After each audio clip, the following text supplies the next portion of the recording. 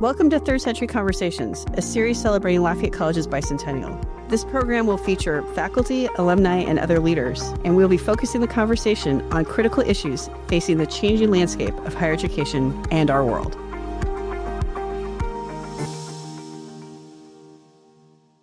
First of all, welcome. Thank you. I am so excited you're here. I think our whole Lafayette community is so excited you're here. I feel particularly grateful to have you in this space. We're in the chateau up above campus, named for your family's estate, and it's been just so inspiring to be in this space together, so welcome. Thank you very much. And if I can even go so far to say this, welcome home. Thank you. I really do hope you think of this as one of your homes. So now that you've been on campus, what are your first impressions? So my first impressions was I feel very honored to be invited and maybe I hope I deserve. And I feel very grateful to you to give my ancestor name to this college. I think it's a great idea because I used to say that my ancestor Lafayette is embodied all the best of youth. And you are in charge to educate young people, and Lafayette can be a good example for them. Very inspiring example for a educational institution to be named for your ancestor. As you walked around campus, you saw statues, you saw quotes. Does it feel exciting to see him memorialized that way? Yes, and I was very impressive because you have treasures. Yes, and, we do. You just spent some time in the archives, yes. Yes, yeah. I went to the librarian with Army. Yes.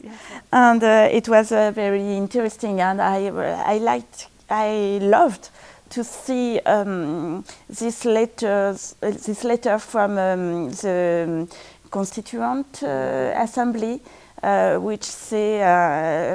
There are four ways to say that Lafayette is a traitor, and it was very interesting for me to see that. Tell me a little bit about how far back does your lineage go to the Marquis? So what is your relationship? If we looked at your genealogy or your family tree, how far do you go back? In fact, Lafayette had three children who lived. So, and the son, George Washington, is my ancestor. George Washington de Lafayette has three daughters and then two sons. The two sons, they died without any posterity. Mm-hmm. So the three oldest sisters, their descendants were allowed to raise the name. The name is still alive, if I could say so. And this is the reason my name is de Pusy Lafayette. And the one who raised the name is my great-grandfather. He was, so Octave Bureau de Pusy has four sons. But only the oldest one, my great-grandfather, had children. He had three children. My grandfather was his oldest son, but my mother is the single child to my grandmother and my grandfather, because my grandfather died for France in 1945. And then in the family, they thought it was a good idea for my grandmother to marry the young brother to my grandfather, because my grandmother has something very special. She is a Rochambeau descendant. Mm. So I guess they thought it was a good idea because she had no male descendant. She has only my mother. And to marry her with the young brother was a good idea to have a chance to have a male descendant with these both ancestors, Rochambeau and Lafayette. And you have 6 children yourself, yes? And myself, I have 6 children. I'm the oldest of a family with 6 children. And I'm the oldest of all, in my generation, with this both legacy, I should say, Rochambeau and Lafayette, I'm the oldest. You have some amazing history in your family. Yes, you do. I was a history major as an undergraduate, and my field of study is American religious history. But I'm thinking about all the incredible history that you have in your family, and that you've been interested in since a teenager, is my understanding. That Yes. This is kind of a lifelong passion to think about. Yes, I could say I'm involved since my birth. My father wanted me to be named Virginie, like this state of United States, because I was descendant of Lafayette, and my father was very interested in Lafayette story, made up, I should say, a big room with all our memories, family's memories, and it is named Salon Lafayette. When I was 6, an American delegation went to our home, which is not a house, it's a castle in fact, in Auvergne, and the delegation was led by Kenneth Rush, who was at this time the ambassador of United States in France. And of course, the ambassador signs our guest book. And then the year after, the place was opened for guiding tour and to show this Lafayette room and to tell visitors about Lafayette life. And I've done, of course, this job of touristic guide when I was 16 and 18. And so that I had to explain, Lafayette life to hundreds of people. and Lafayette is not well known in France, so I realized I have to learn them all, almost all. And so when you teach people about Lafayette, what are the one or two really notable things you always make sure you tell people? I wanted to aware them about the role of Lafayette in the Independence War, because independence of United States is maybe a subject we don't learn much about at school. We are always talk about French Revolution. Maybe too much about French Revolution, but it's and not enough about because French Revolution is the baby to American Revolution. So there is a link to do between both. I love the way he was in Valley Forge. It was the first winter in 1777. I love the way he behaved, in fact. Like I told you, I think he embodied the best of youth. The best of youth is to be generous, self-sacrifice, no social considerations. In Valley Forge, he was such this man. And when it was a hard winter, it was snowing, and he was with his men around the campfire. He could choose the comfort of officer positions, but he preferred to stay with his men and to share their conditions. And this is something I love.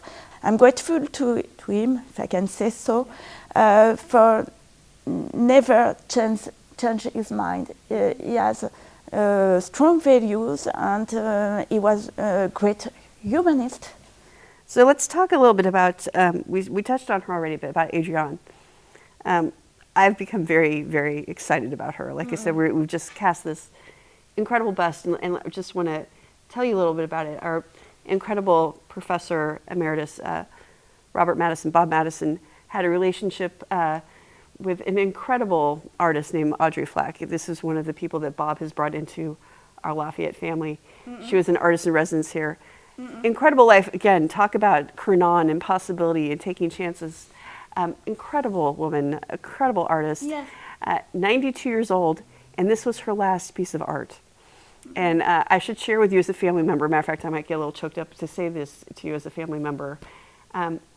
Audrey and I and Bob went back and forth, both in conversation and by email, talking about how Adrienne had captured all of us. And Audrey talked about, this was her last piece. She finished it and she passed away a couple days later. This was the crowning piece of art of her life, an incredible life.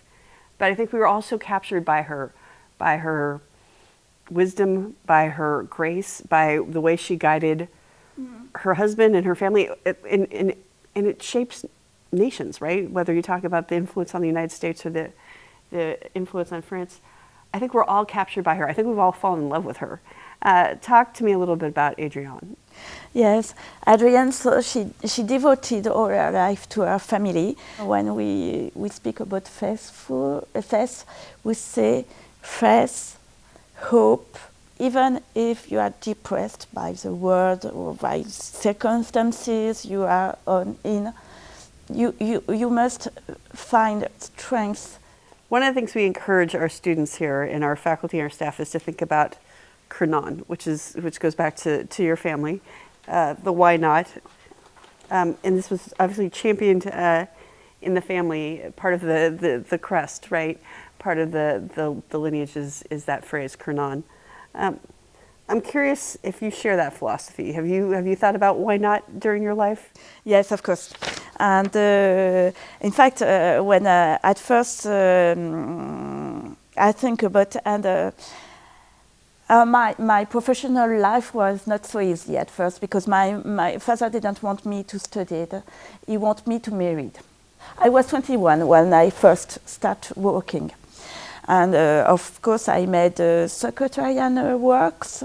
I felt a little bored with my work, and I tried to imagine another way to do it. And in fact, I changed completely by myself my job. Told them I could be much more useful. So you see, within 6 years, I began with being secretary, administrative secretary, and became. I was proposed to be the sales manager, and I think this is Kernan because anyone can improve himself, anyone can involve, and I do not hesitate in your life, and take your chance. Take your chance. That's absolutely a wonderful remembrance that your voice is so important, right? That to have a female descendant be the one. I'm sitting here again for those who might be listening. You're wearing your beautiful sash. Our friends in the American Friends of Lafayette, we want to thank them for how they lift up your family's history. But it is an honor to be here with you, and it's an honor to be here as the first woman doing this, right? So when I think about what would we want to say about the legacy in 2026? It is so powerful that it's coming from a female descendant. I'm so glad you're using your voice this way. I hope our students and our faculty, our staff, our alums understand the importance of having a female voice represent the family this way. And thank you for using your voice this way. Back to incredible women. I know you've spent some time with Professor Dull, another amazing woman on our faculty. Yes. I want to just say two invitations to you as we wrap up. So one is Professor Dull has been in charge of, we're going to have an exhibit in the National Archives in Paris next April through the beginning of July, where we're taking some of our incredible artifacts from your family and sharing them in Paris to celebrate this bicentennial. So I want to extend the offer for you to join us when we're in Paris. Yes, of course. And can't wait to come see. Easy to do for me. Yes, well, easy to do for you, and love to come see the chateau. Also want to thank the Kirby family. Again, we talked a little bit when we took the tour, but there's some incredible families that hold up history. And when I think about the Kirbys, not only have they preserved your family's history here at the chateau on campus, but Jane Kirby and Karen Kirby, all the Kirby women are also still very much involved, and Karen's actually on the board of Mount Vernon, where you spent some time. Yes. And when you walk through Mount Vernon, there's the Lafayette bedroom, of course, but the key to the Bastille is sitting there. And so just want to thank the Kirby family, both the men and the women in the Kirby family, for lifting up your family's history so beautifully as well. But I'm so inspired how you're using your voice. Thank you very much. And I'm so inspired you're here. And we are now family. So welcome to your American campus. Thank you very much. And on behalf of all the Lafayette College family, we look forward to seeing you in France. Thank you for joining Third Century Conversations, a series celebrating Lafayette College's bicentennial. We'll be back soon with another episode. For more information on Lafayette College's bicentennial celebrations, visit lafayette.edu/bicentennial.